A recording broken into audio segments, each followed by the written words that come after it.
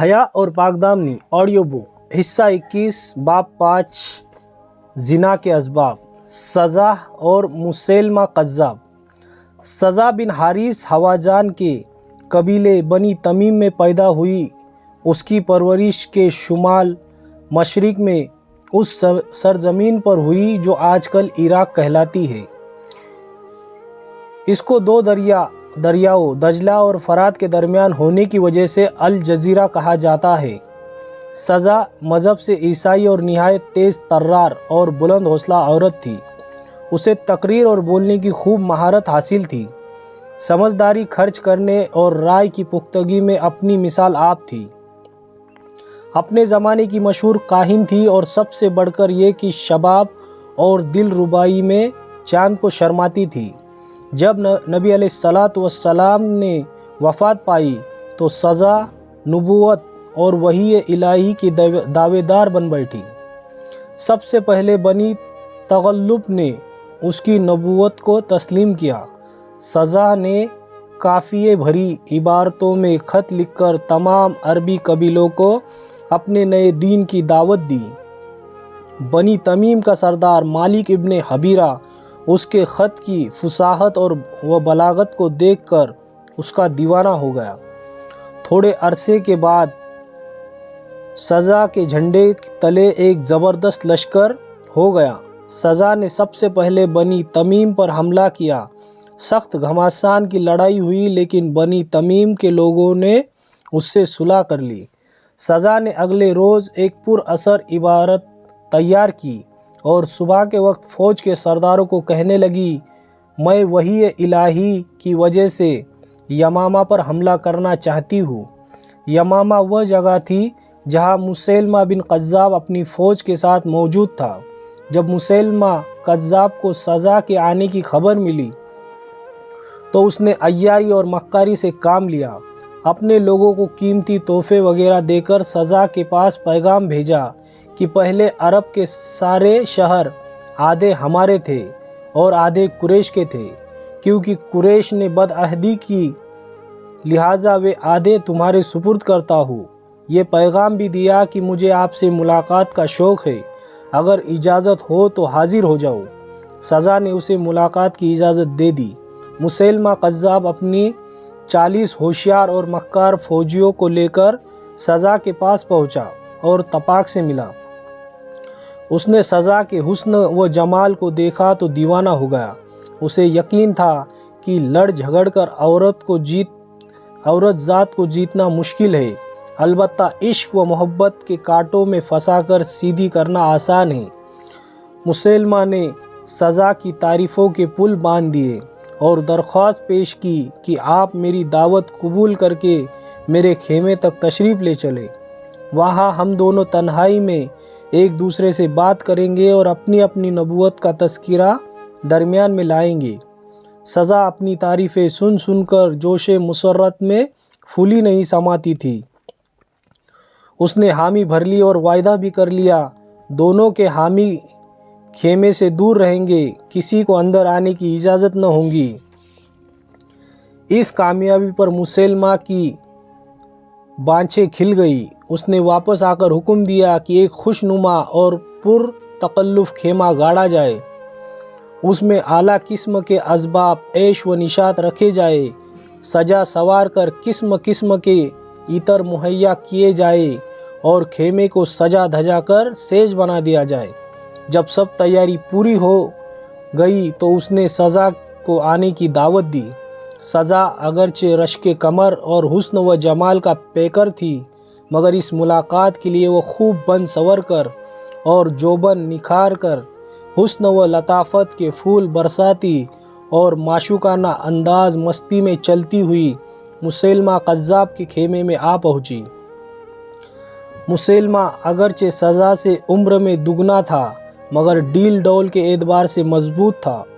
اس نے سزا کا مسکراہٹوں سے استقبال کیا، نہایت نرم وگ ملائم ریشمی گدیلے پر بٹھایا اور میٹھی میٹھی چکنی چپڑی باتیں کرنے لگا۔ خوشبو کی لپیٹوں نے سزا کو مست و مسرور کر دیا تھا۔ مسیلمہ جانتا تھا کہ عورت جب خوشبو کی وجہ سے मस्त हो जाती है तो मर्द की तरफ मायल हो जाती है।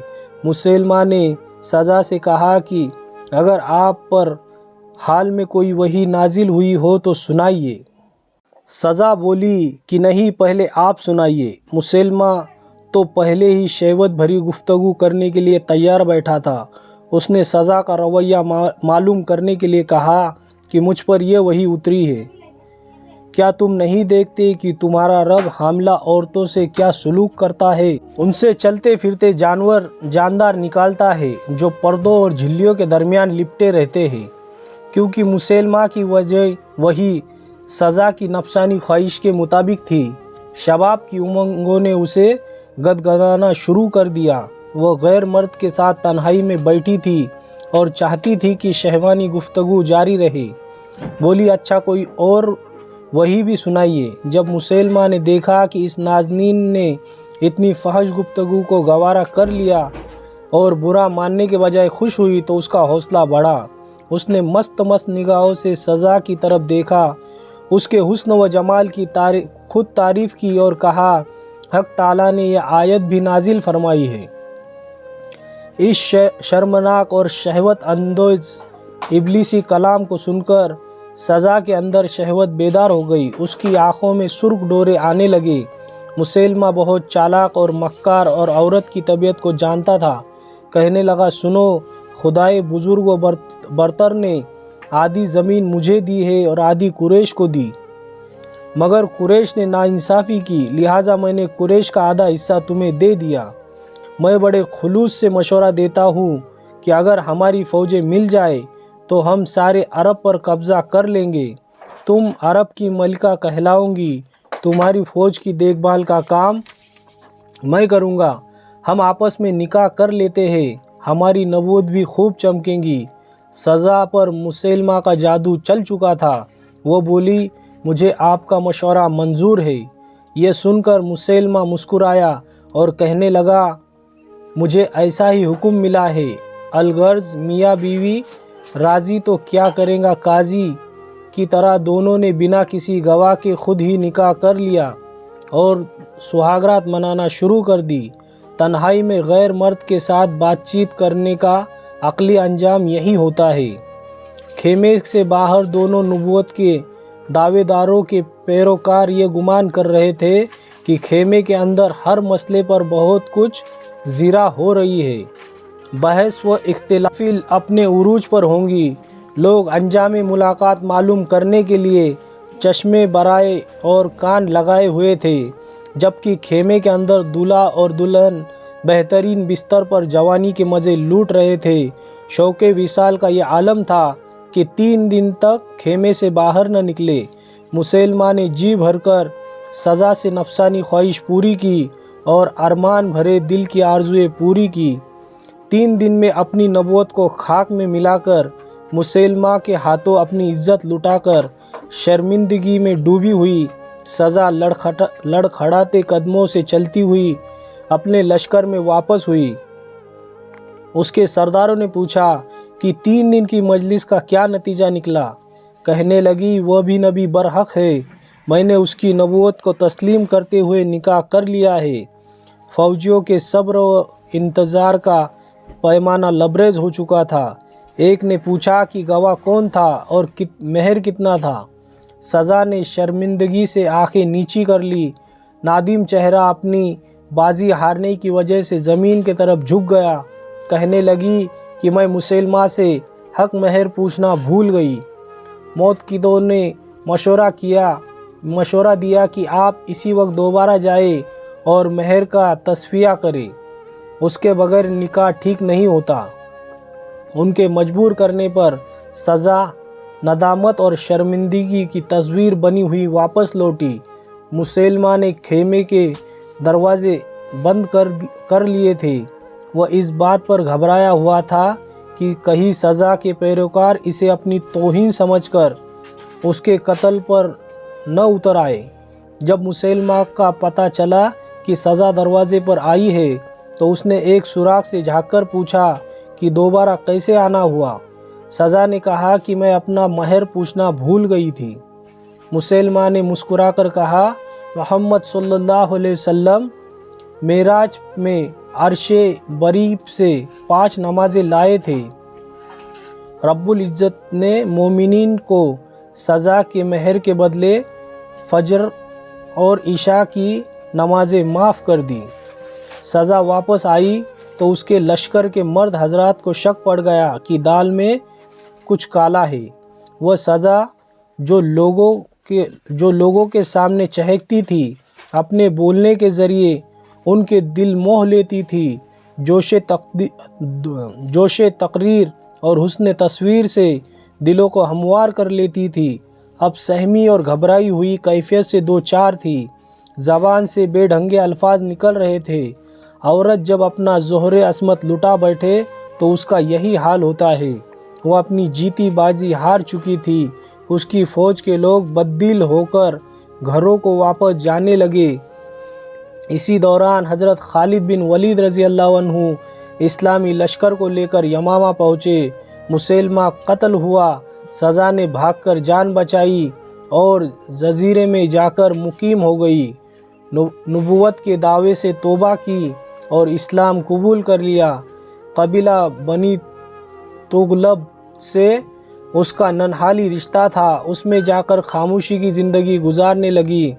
उसके कहने पर उसकी कौम ने इस्लाम कबूल कर लिया तो वह बसरा मुंतकिल हो गई और नेकोकारी और परहेज़गारी को अपना शियार बना लिया। सैयदना अमीर मुआविया रज़ी अल्लाह अन्हु के ज़माने में उसकी वफ़ात हुई और एक सहाबी हज़रत समुरा बिन जुंदुब रज़ी अल्लाह अन्हु ने उनका जनाजा पढ़ाया। इस पूरे वाक़ये से ये बात खुलकर सामने आई कि अगर सज़ा मुसैलमा कज़्ज़ाब से तन्हाई में मिलने वाली गलती न करती तो मुसैलमा उसकी मातहती को कबूल कर लेता। बूढ़े मर्द ने तन्हाई का फ़ायदा उठाकर जवान लड़की को पूरी ज़िंदगी के लिए नाकारा बना दिया। उसके हाथ नदामत और शर्मिंदगी के सिवा कुछ न आया। चंद लम्हों की गलती ने पूरी ज़िंदगी की इज्जत खाक में मिला दी। सज़ा ने इस सदमे की वजह से इस्लाम कबूल कर लिया क्योंकि उसे अपनी और मुसैलमा की हकीकत का पता चल गया था। एहसास नदामत भी कितनी अजीब नेमत है कि अल्लाह रब्बुल इज़्ज़त ने सज़ा का अंजाम अच्छा कर दिया। सच है कि तौबा का दरवाज़ा हर वक्त खुला है। गुनहगार जब चाहे अपने रब को मनाए। वीडियो पसंद आया तो वीडियो को लाइक करें और ऐसे वीडियो देखने के लिए हमारे चैनल को सब्सक्राइब करें। जज़ाकल्लाहु खैर।